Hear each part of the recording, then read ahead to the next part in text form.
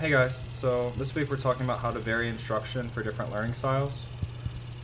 There are a lot of different learning styles, and each of them are varied in their own ways within each style. And I think almost everyone is kind of multifaceted in the fact that, just because you're an audio learner doesn't mean you can't learn visually. You might just prefer one over the other. So it's just how to incorporate and bring all of these styles together.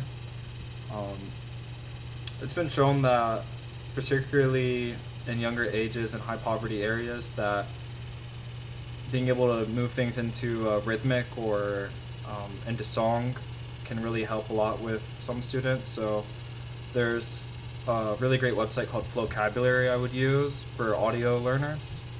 It has all sorts of videos on different subject matters. Like, for example, there's one which is the volume of a cylinder, and it's got like a great song about it, and I've seen that firsthand played for like kids, and they all instantly memorized the equation. And I went back to the class a couple weeks after and they could still remember it, and this was something that I think we would have just gone over it in a more traditional way. It would have stuck with very few of the students.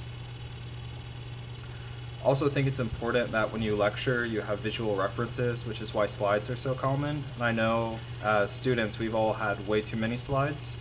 Kind of like when a teacher gets in front of the classroom and they just pull up a slideshow and start talking, it's kind of like an instant bore factor sometimes, but just having the visual component there for some students is so big.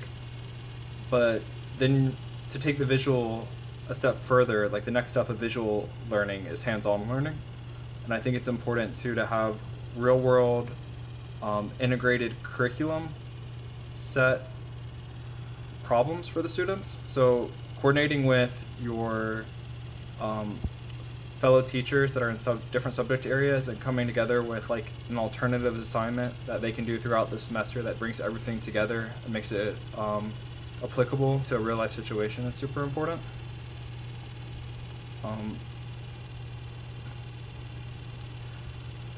One of the ways I'd use an advanced organizer to initiate a lesson would be to, for example, use like Venn diagrams to bring together different subjects and to show how they overlap.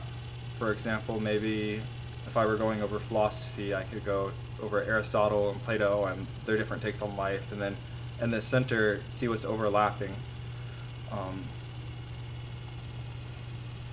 Another one of the questions, how could a classroom teacher accommodate the learning styles of every student being taught? That's one of the hardest things that a teacher can do, but I think the best way to do it is to use tiered learnings and a universal diverse learning method. So going over all of the aforementioned learning styles, but also tiering the levels for the specific proximal levels of development that each student might be in.